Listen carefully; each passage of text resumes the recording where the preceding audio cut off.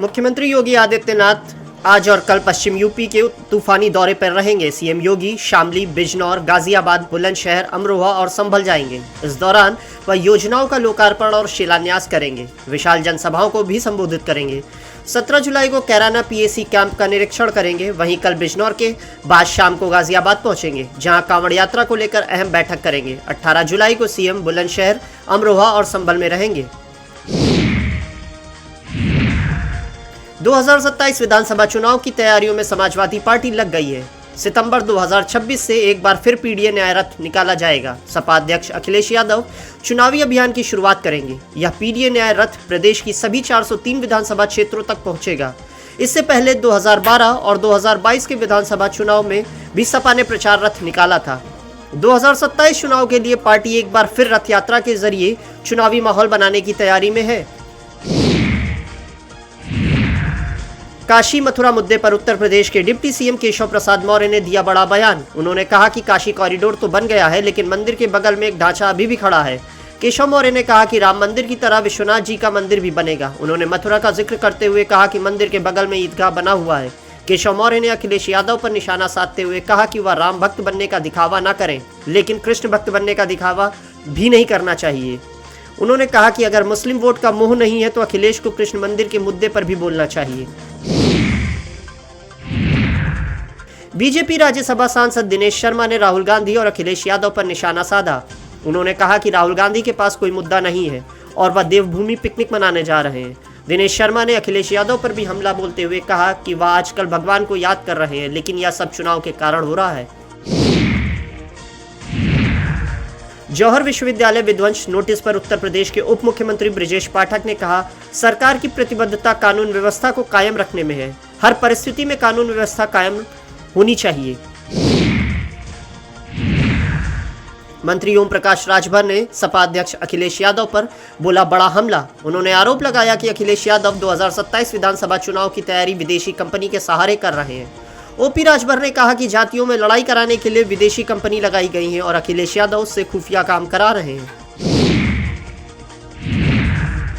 मुरादाबाद जौहर विश्वविद्यालय को लेकर सपा नेता एसटी हसन ने दिया बड़ा बयान। उन्होंने कहा कि आजम खान ने बड़ी मुश्किल से इस संस्थान को बनाया है। एसटी हसन ने कहा कि संस्थान में कुछ कमियां हो सकती हैं, लेकिन यहां हिंदू मुस्लिम सभी शिक्षा लेते हैं। उन्होंने गवर्नर और मुख्यमंत्री से मामले में हस्तक्षेप करने की मांग की। सोनम वांगचुक से जुड़ी याचिका पर दिल्ली हाई कोर्ट में हुई सुनवाई। सोनम वांगचुक की भूख हड़ताल खत्म कराने की मांग वाली पीआईएल का कोर्ट ने निपटारा कर दिया है। सुनवाई के दौरान सॉलिसिटर जनरल तुषार मेहता ने बताया कि वांगचुक की रोजाना जांच की जा रही है। कोर्ट ने कहा कि जीवन बचाने के लिए हर संभव कदम उठाए जाएं। हालांकि कोर्ट ने जबरन खाना खिलाने का कोई आदेश नहीं दिया है। जौहर यूनिवर्सिटी को लेकर असीम बकार ने दिया बयान। उन्होंने कहा कि जौहर विश्वविद्यालय पर कार्रवाई सिर्फ नाम की वजह से की जा रही है। असीम बकार ने कहा कि सिर्फ इसलिए कार्रवाई हो रही है क्योंकि इसका नाम आजम खान से जुड़ा है। उन्होंने कहा कि गिराने से बेहतर है कि सरकार विश्वविद्यालयों को अपने अधीन ले। वकार ने कहा कि कई बहुमंजिला इमारतों के भी नक्शे पास नहीं होते हैं। नेता विपक्ष राहुल गांधी ने एक्स पर पोस्ट कर कहा कि 17 जुलाई को देहरादून आ रहे हैं। राहुल गांधी ने आरोप लगाया कि उत्तराखंड में पेपर लीक हो रहे हैं। उन्होंने कहा कि यह लीक नहीं बल्कि युवाओं के हक की चोरी है।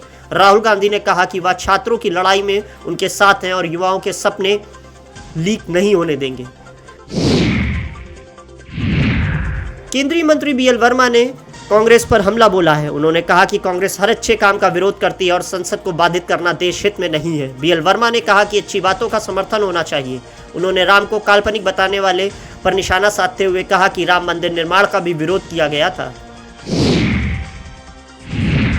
पूर्व सांसद ब्रजभूषण शरण सिंह ने अविमुक्तेश्वरानंद के गौरक्षा मुद्दे पर दिया बयान। उन्होंने कहा कि भाषणबाजी और आंदोलन से काम नहीं चलेगा। ब्रजभूषण शरण सिंह ने कहा कि आज गौ पालना घाटे का सौदा बन गया है और 1 किलो दूध पैदा करने में 125 रुपए की लागत आती है। सांसद सतीश गौतम ने दिया बयान। उन्होंने कहा कि गोल टोपी और लंबी दाढ़ी वाले लोगों को लड़ाने का काम कर रहे हैं। सतीश गौतम ने आरोप लगाया कि सोशल मीडिया पर फर्जी अकाउंट बनाकर लोगों को आपस में लड़ाने की कोशिश की जाती है। लाभार्थी संवाद सम्मेलन का किया गया आयोजन। जिसमें मंत्री मनोज पांडे पहुंचे। पंकज चौधरी की अध्यक्षता में आयोजित कार्यक्रम में मनोज पांडे ने कहा कि पहले यूपी बीमारू और कमजोर राज्य था। उन्होंने कहा कि जो लोग राम के अस्तित्व को नकार रहे थे वही आज मंदिर बनाने की बात कर रहे हैं। कांवड़ यात्रा को लेकर मंत्री धर्मपाल सिंह ने प्रेस वार्ता की। उन्होंने कहा कि कांवड़ यात्रा को सकुशल तरीके से संपन्न कराया जाएगा। धर्मपाल सिंह ने बताया कि सोशल मीडिया पर प्रशासन की नजर रहेगी और यात्रा को बदनाम करने वालों के खिलाफ कार्रवाई की जाएगी। उन्होंने कहा कि दुकानों की पहचान के लिए नेम प्लेट लगाई जाएगी। लोकदल अध्यक्ष सुनील सिंह ने एथेनॉल नीति को लेकर दिया बयान। उन्होंने कहा कि एथेनॉल नीति से किसानों का नुकसान हो रहा है और इसकी व्यापक समीक्षा की जरूरत है। सुनील सिंह ने कहा कि रीजनल पार्टियों का कांग्रेस को सम्मान करना चाहिए और गठबंधन में कांग्रेस को 200 सीटें दी जानी चाहिए। कांग्रेस की संसदीय रणनीति समूह की बैठक खत्म होने के बाद कांग्रेस नेता प्रमोद तिवारी ने कहा, बैठक में जो मानसून सत्र के मुद्दे हैं उस पर हमारा क्या स्टैंड होगा वो स्पष्ट किया गया है। नीट, पेपर लीक, जिस तरीके से महंगाई बढ़ रही है, राम मंदिर में जो चंदा चोरी हुई है, ये सब मुद्दे होंगे। राजद नेता मनोज कुमार झा ने जौहर यूनिवर्सिटी को गिराने के नोटिस जारी किए जाने पर कहा, आप विश्वविद्यालयों पर बुलडोजर चलाएंगे? जो लोग चोरी और डकैती में हैं उन पर तो कोई बुलडोजर नहीं चल रहा। बुलडोजर बहुत कमाल की चीज़ है, रिमोट साहिब के हाथों में है, जब मन हो कहीं भी घुमा दो। जो पार्टी विश्वविद्यालयों का सम्मान नहीं कर सकती वह देश को अंधी गुफा में लेकर जाएगी। जिन्होंने नीट का पेपर लीक किया था वहां बुलडोजर चलवाइए। उत्तराखंड के मुख्यमंत्री पुष्कर सिंह धामी ने कहा, मैं हरेला के मौके पर सभी को शुभकामनाएं देता हूं। उत्तराखंड की पवित्र भूमि पर हरेला त्योहार का प्राचीन काल से ही बहुत महत्व है। हमारे पूर्वजों ने इसे प्रकृति के सम्मान और उसके संरक्षण को बढ़ावा देने वाले त्योहार के रूप में मनाया है। आज हम ग्लोबल वार्मिंग जैसी चुनौतियों का सामना कर रहे हैं। मौसम का मिजाज अब वैसा नहीं रहा जैसा इस मौसम में होना चाहिए। हम मानसून के दौरान सूखा और सूखे के समय बारिश देखते हैं। सर्दियां गर्म हो रही हैं जबकि गर्मियां ठंडी हो रही हैं। प्राकृतिक चक्र बदल रहा है। ऐसे समय में यह बहुत ज़रूरी है कि हमें अपने जल स्रोत को बचाएं और प्रकृति की रक्षा करें। उत्तराखंड हिमालय और गंगा या यमुना जैसी पवित्र नदियों का घर है और यहाँ की 70% से ज़्यादा ज़मीन जंगलों से ढकी हुई है। इससे हमारी यह खास जिम्मेदारी बनती है कि हम यहाँ से पूरी पृथ्वी की सुरक्षा का संदेश दें।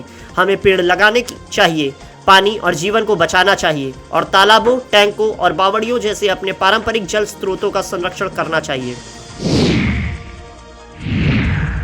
जौहर यूनिवर्सिटी पर कार्रवाई के मामले को लेकर सांसद इमरान मसूद ने जताया विरोध। उन्होंने कहा कि शिक्षा के मंदिर पर बुलडोजर नहीं चलना चाहिए और आजम खान से अदावत का खामियाजा छात्रों को क्यों भुगतना पड़े। इमरान मसूद ने कहा कि कार्रवाई नियमों के तहत होनी चाहिए और संस्थान को नहीं तोड़ा जाना चाहिए। उन्होंने सुप्रीम कोर्ट और हाई कोर्ट से स्वतः संज्ञान लेने की मांग की है।